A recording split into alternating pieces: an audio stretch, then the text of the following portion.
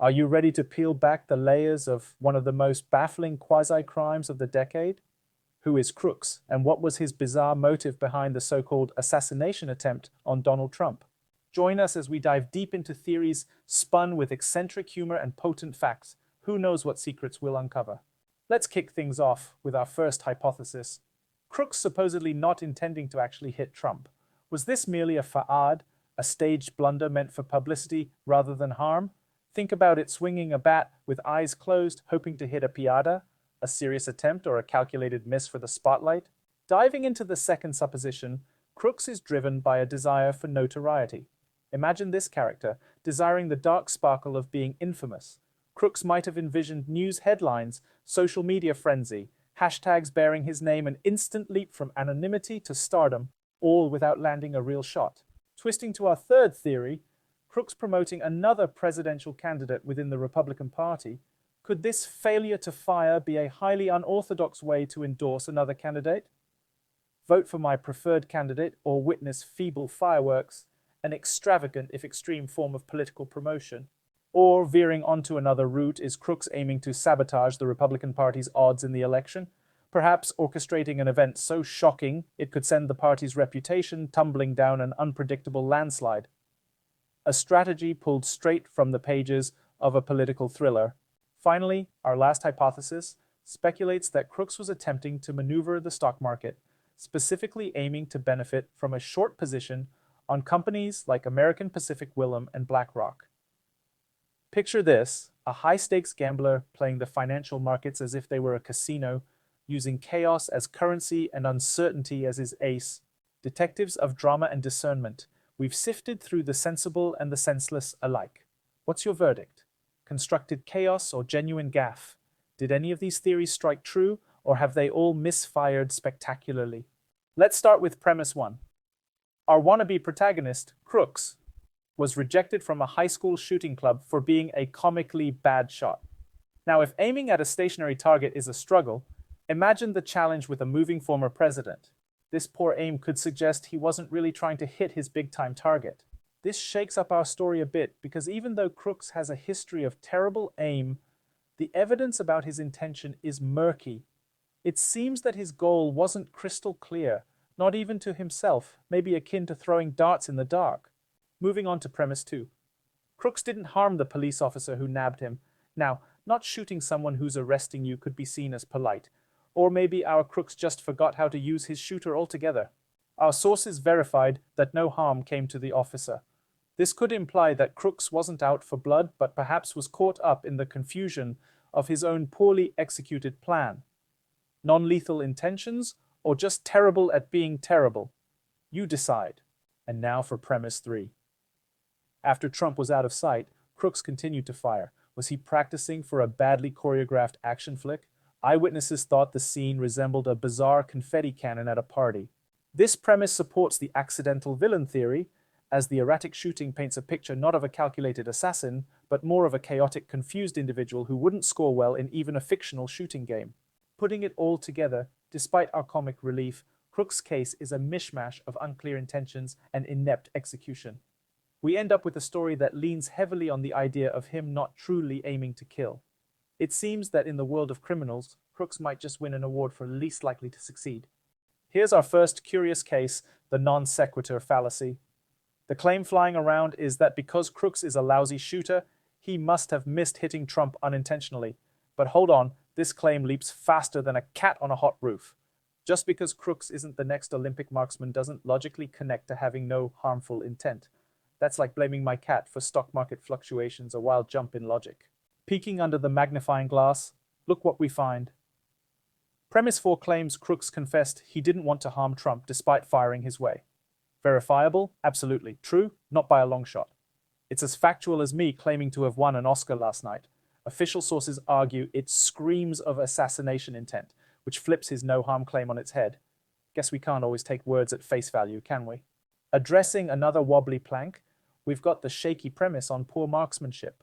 Could Crooks's trembling aim exonerate him of intent to fatally harm? While, yes, he did miss as badly as I do when playing darts blindfolded, this doesn't clear the smoke. It doesn't firmly root his intentions as non-lethal, it's as murky as my uncle's homemade wine. The lack of direct connection means this claim can't hit the bullseye of truthfulness. Time for the big reveal. After sorting through the messy closet of claims, 40% stack up to truth about as dependable as my dog's weather forecasts, while a wobbly 60% crumble under scrutiny, much like my self-assembled furniture.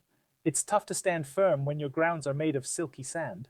This revised script encapsulates clear explanations with a blend of humor, while each premise is tied back to the specific fallacies it relates to. Diving into the original premises, first, our suspect, Mr. Crooks, is known for his, shall we say, less than stellar shooting skills. Imagine Crooks in a competition for the world's worst marksman. Picture him proudly missing the bullseye, but somehow hitting every unintended target in a 5-mile radius. Secondly, despite his chaotic shooting, Crooks didn't harm a police officer who was present. It's as if he's playing a demented superhero who's vowed never to hit the good guys. Plot twist time. Enter logical fallacies non sequitur, which happens when conclusions don't logically follow the premises. Atypical sample, focusing on unrepresentative examples as if they're the norm, and hasty generalization, making broad claims from thin evidence. New evidence emerges complicating our mystery. Investigations reveal that Crooks indeed intended to cause harm, despite being an embarrassingly bad shot. His horrendous aim didn't stop him, it just meant his lethal intentions turned into a wild goose chase instead of a direct hit. Final verdict: the hypothesis that Crooks didn't intend to harm Trump due to bad marksmanship is busted by his clear intent to injure. We stamp this case as fiction.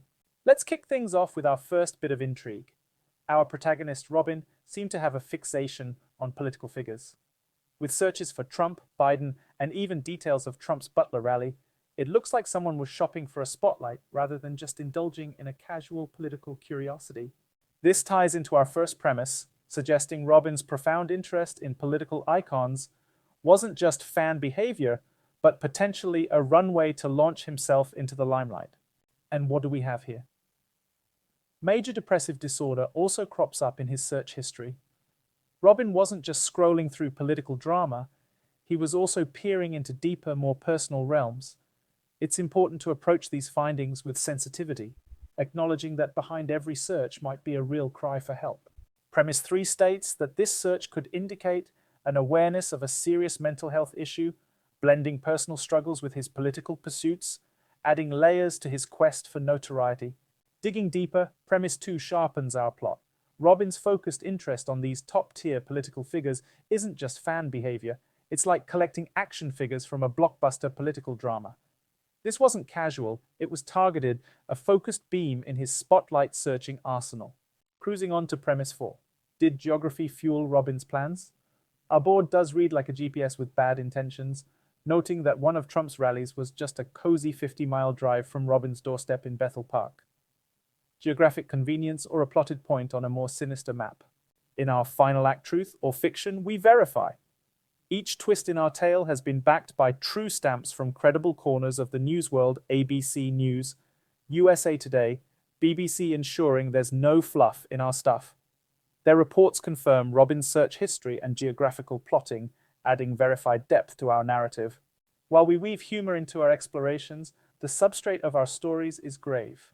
It's about decoding motives, understanding mental states, and recognizing signs that could help avert future tragedies. Our comedy isn't to ridicule, but to render the complex digestible. Our first suspect in logical mishaps is hasty generalization. Critics claimed that Crooks's internet history pointing to a craving for fame was all the proof needed. But here's a thought: just because you Google how to start a rocket doesn't mean NASA's knocking at your door next Monday. Without deeper evidence like personal communications or witness statements verifying this motive, it's just a wild guess. So, we've got to dig beyond the browser tabs to find the real story. Enter the realm of non sequitur, a logical slip-up where people assumed geographical convenience was the motivator for Crooks's actions. Just because Crooks lived near a Trump event doesn't automatically mean he planned his crimes based on location convenience. That's like assuming I bought a house next to a bakery because I wanted to be a baker. Spoiler, I just like croissants. And then there's the notorious post hoc ergo propter hoc, where folks concluded that Crooks's internet searches on depression and high-profile venues directly led to his actions. That's like blaming the weather app for it raining. We need concrete connections, not just chronological coincidences. So, to ground our detective work in reality, we bring in the heavy evidence. Premise 5 points to more compelling clues, testimonies, and communications from people close to Crooks, hinting he was indeed after the limelight. This isn't just social media gossip. We're talking about FBI insights and psychological studies giving us the expert lowdown. Premise 6 thickens the plot, as the criminal psychology experts have examined similar patterns in others craving fame. They noticed Crooks fit the profile to a T, indicating our suspect wasn't just acting randomly, but was driven by a desire to be seen and known. In conclusion, while our Trump shooter Crooks's motives were initially cloaked in logical fallacies, a dive into expert analysis and direct testimonies clarifies the mist. It turns out the fame motive holds water, but only once we fished out the real evidence from the sea of assumptions.